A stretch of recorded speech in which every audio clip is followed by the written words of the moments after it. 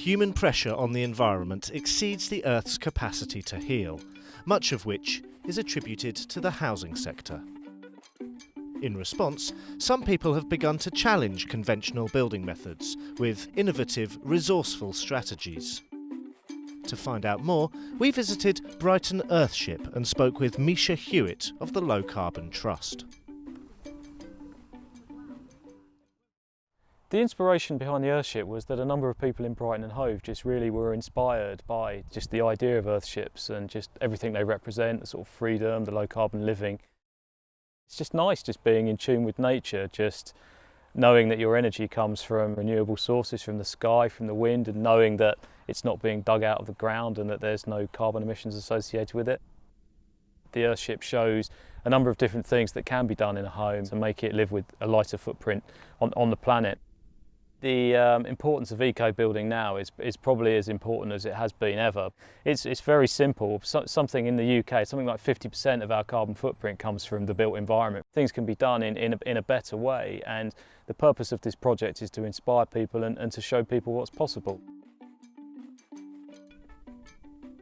Generally on all the courses we get a very good diverse range of people, some professionals, mostly just people that are interested in doing it for themselves, but it's just a space for them to come and learn new skills, whether it's building with straw, rammed earth, earthship, hemp lime, whatever it might be, they come here to learn these things.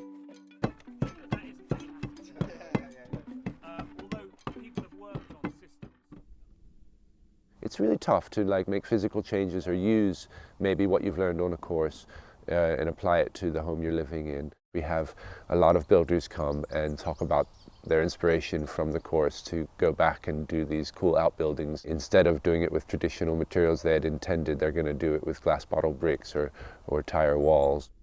It's hard to convince people to change what they're so confident with. And it's kind of like this massive cultural norm of everyone's quite proud of their skills as a bricklayer with cement, and they can slap those bricks up 1,000 a day or whatever. And so that's a culture. Every animal in the world builds their own houses, of a sort, and humans, I think, also have that calling or natural capacity to build your own shelter. Traditional architecture in any culture is dictated by the things that are locally available. At the moment, the average person in this country lives as if there's 3 planets to provide their resources. Sustainability isn't just a buzzword. You've got to ask yourself, well, what can I do?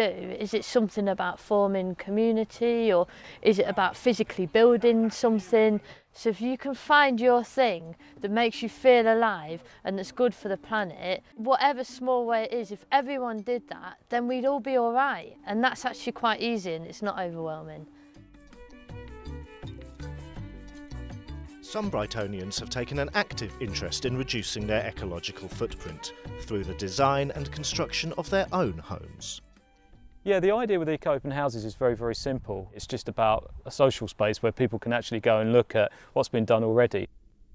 What we have is homeowners in their homes just explaining to people what they've done, what went right, what went wrong, what they might do again, and what they hope to do in the future. So people just love looking around and nosing around other people's houses. So it's fantastic to be able to open up the doors and people wander in and have a look around.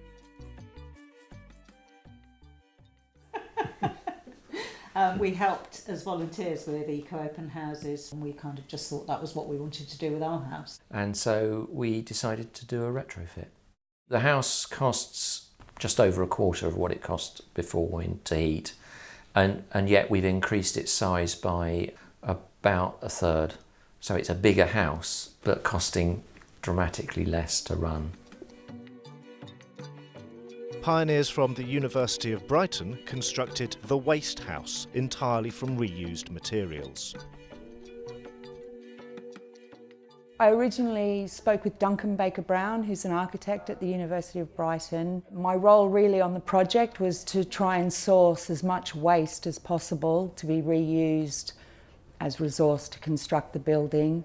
And so letting people come in and see the house and ask lots of questions means that they get a greater understanding of what they can do themselves. It is really important that we all feel empowered and we don't feel depressed or overwhelmed. So yeah, Eco-Open Houses just kind of celebrates the positive, real things that we can all do that make a difference. So yeah, it's a really valuable thing.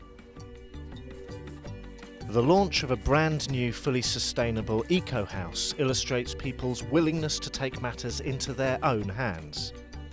The government tells us that it is not viable for homes to be built to a high sustainable standard, and so I think looking to the future we will be reliant on individual people who are inspired to still build to that standard to bring those features forward. If we want a low carbon future, if we want a bright future, if we want a renewable future, a future where we can all live, sort of thrive and prosper, then that's where eco building is. It's a kind of signpost on the road really to a better future.